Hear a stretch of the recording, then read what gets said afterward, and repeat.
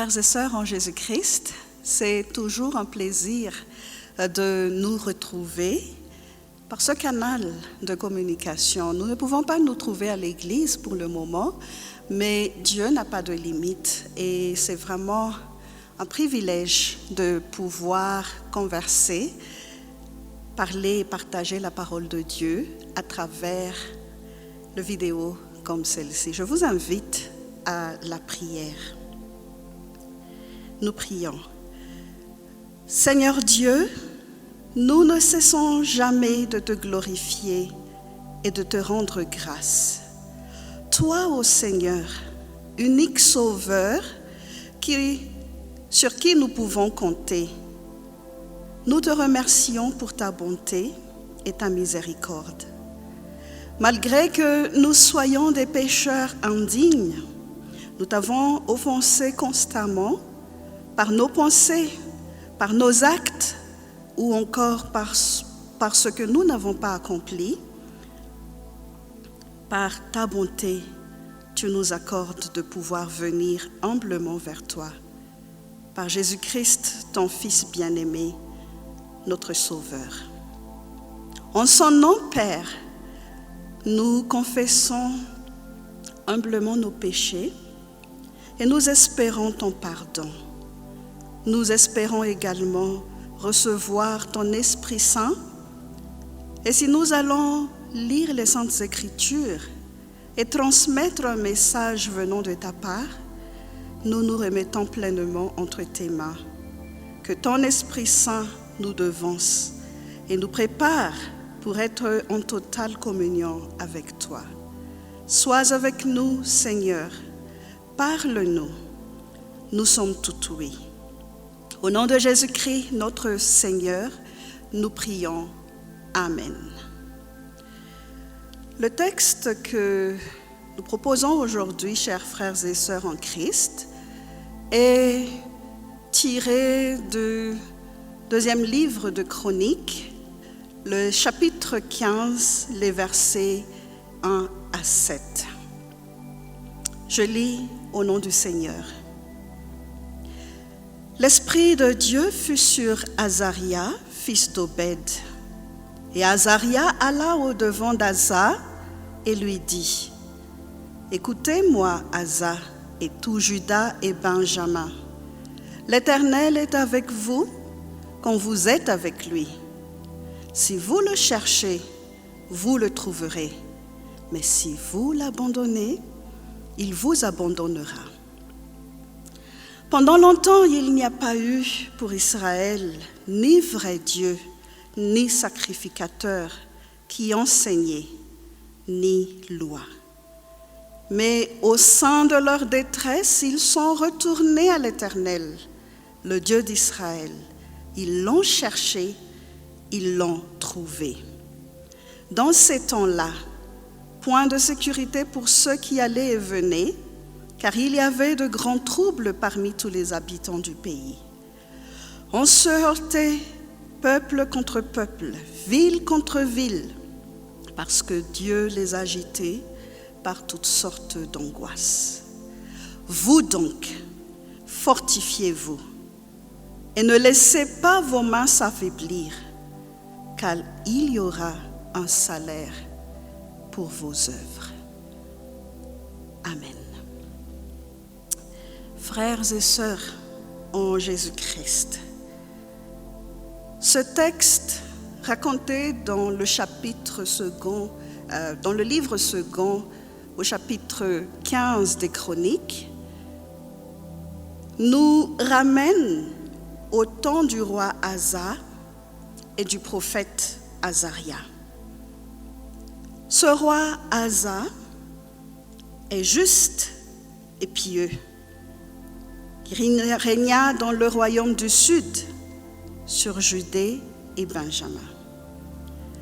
Dans les chapitres précédents, nous pouvons voir comment ce roi Asa a gagné des guerres difficiles contre des ennemis 1000 fois plus forts que lui, 1000 fois plus nantis que son armée. Il était lésé en nombre, en armes, en technologie, et il n'avait pas non plus une position géographique idéale. Le roi Asa se rendait bien compte de l'amplitude de la bataille à laquelle il va devoir faire face. Il sait également que ce n'est pas uniquement une bataille militaire. Il y a tellement d'autres paramètres qui vont avec. Il était conscient que la situation était vraiment complexe. Il n'est pas totalement équipé pour s'affronter à une coalition de pays plus forts, plus nantis, mieux équipés que lui-même. Dans le chapitre 14, au verset 11 du même livre, Asa invoqua l'Éternel son Dieu et se confia en lui, lui disant: « Toi seul peux venir en aide aux faibles comme aux forts. Viens à notre aide, Éternel notre Dieu, car c'est sur toi que nous nous appuyons et nous sommes venus en ton nom contre cette multitude. » Le roi Asa, tout à fait conscient de sa faiblesse, se remet aux mains de Dieu, le Tout-Puissant.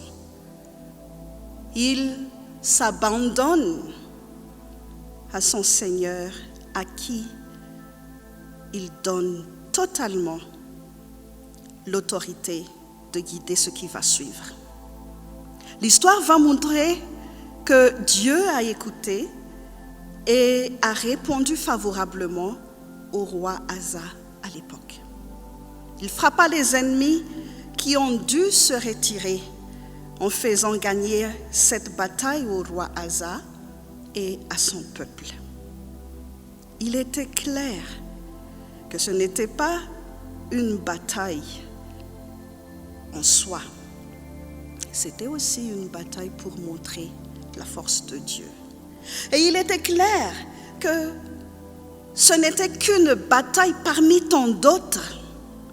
La guerre n'est pas finie après la victoire d'Asa.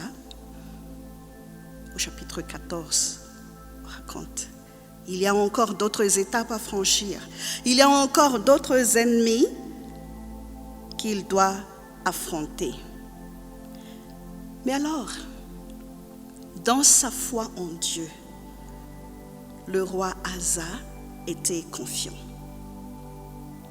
Et dans cette confiance, dans cette foi inébranlable, même dans les moments difficiles, c'est vraiment dans cette situation difficile à laquelle Asa a encore montré la foi, que Dieu lui a encore manifesté sa bonté et sa bienveillance. Le livre que nous avons montre que Dieu a envoyé le prophète Azaria, fils d'Obed. Nous ne savons pas beaucoup sur le prophète Azaria. D'ailleurs, il n'a pas prophétisé trop longtemps. Sa mission fut courte et spécifique, mais le message est très fort. Le nom d'Azaria veut dire « Dieu va aider ». C'est-à-dire, le nom du prophète invoque même la confiance. L'Éternel Dieu va venir en aide, secourir, assister, soutenir, protéger. Dieu a donc envoyé le prophète Azaria devant le roi Asa pour transmettre des messages clairs. D'abord, il s'adresse au roi et à son peuple. Il faudrait le souligner. Asa le dit bien clairement. Il s'adresse au roi et à son peuple pour faire un choix clair, pour affirmer un choix qu'ils ont déjà prise auparavant. Au verset 2 de notre texte, il est écrit: « Écoutez-moi, Asa et tout Juda et Benjamin. L'Éternel est avec vous quand vous êtes avec lui. Si vous le cherchez, vous le trouverez.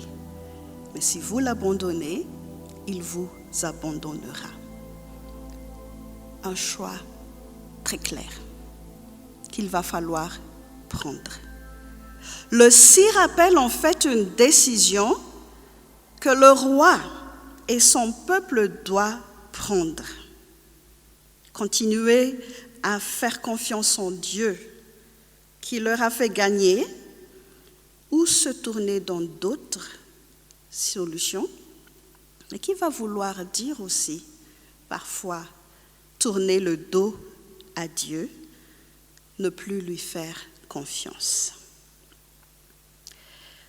Dans des moments difficiles, prendre une décision est le test le plus dur pour un dirigeant. En effet, dans ses choix, tout dirigeant, tout leader, tout responsable embarque tout son peuple dans les conséquences. Un choix dans un moment difficile est toujours un point de non-retour. Il n'y a pas de compromis, c'est une direction ou c'est l'opposé. Mais pour influencer le choix d'Asa, pour l'aider à prendre la bonne décision, informée et basée à l'évidence, Azaria a demandé par Dieu de rappeler encore une fois une situation sur laquelle Asa doit prendre des leçons. Ce rappel est un cadeau de Dieu pour le roi Asa, pour qu'il puisse prendre les bonnes décisions à partir des leçons qu'il a déjà apprises par le passé. En effet, le verset 3 rappelle un scénario de l'absence de Dieu dans la vie d'Israël. Ce scénario, qualifié de pire cas de figure dans les techniques des stratèges, montre bien que l'absence de Dieu équivaut à la détresse. Le chaos total, dont je me priverai bien volontiers de ne pas décrire ici. Dans ce pire cas de figure, Azara rappelle au roi que les gens dans leur agonie se sont retournés à l'Éternel Dieu. Ils l'ont cherché et ils l'ont trouvé. Et oui, c'est le point le plus important dans ce rappel. Ceux qui ont cherché Dieu dans la détresse l'ont trouvé.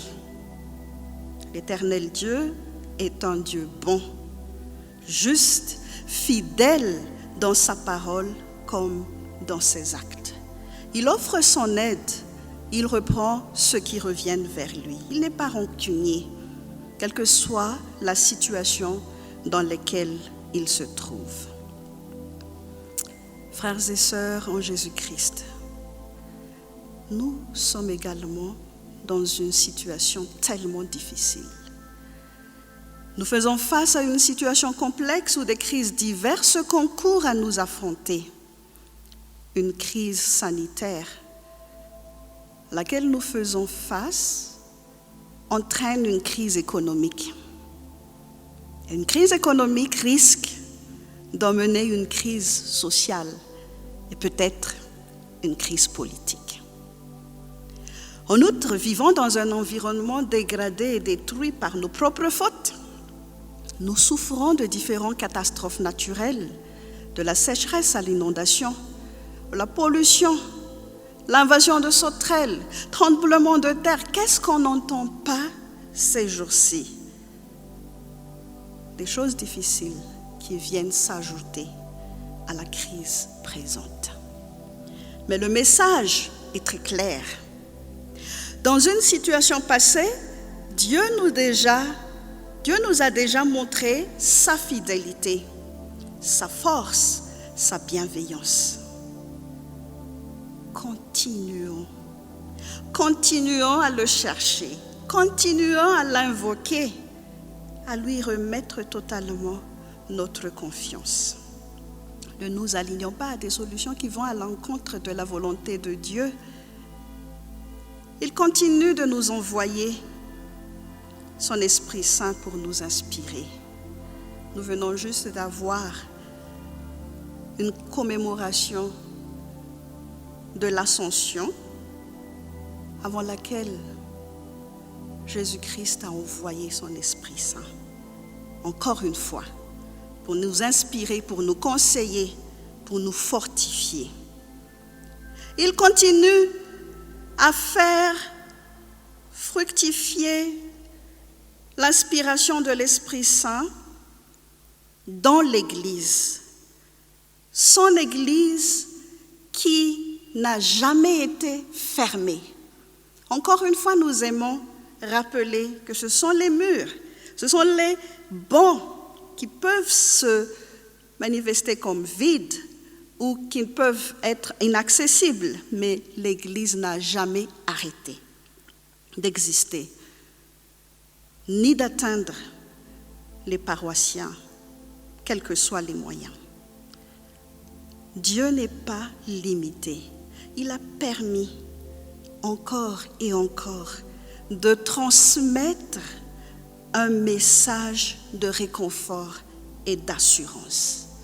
Frères et sœurs, restons fidèles à notre Dieu, rendons-lui grâce et dans tout ce que nous allons prendre comme décision, dans tout ce que nous allons entreprendre comme action, remettons-nous au conseil de l'Esprit Saint de Dieu.